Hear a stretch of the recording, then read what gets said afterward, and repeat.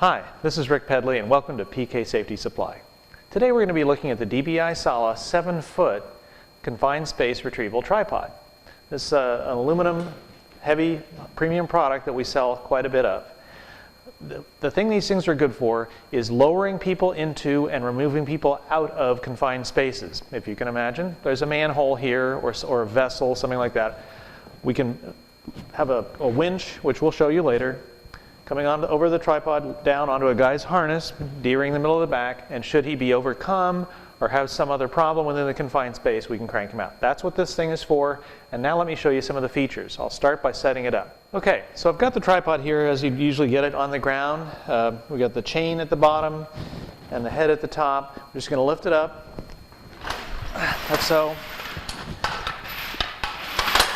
This particular tripod has a really nice feature in that as you pull the legs out, they lock into place, no flopping around. There it is, it's all locked into place.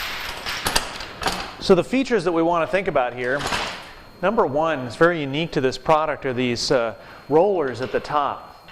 The rollers allow the winch, which we'll put on a little bit later and maybe in a different video.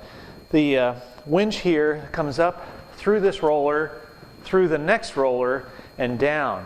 And this is a tremendously convenient feature.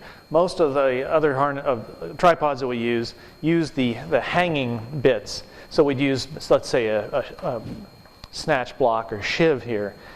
This is going to put the point at which we are able to raise our person not very high off the ground. So this puts it up higher, gets it out of the way, keeps the travel of the cable very straight.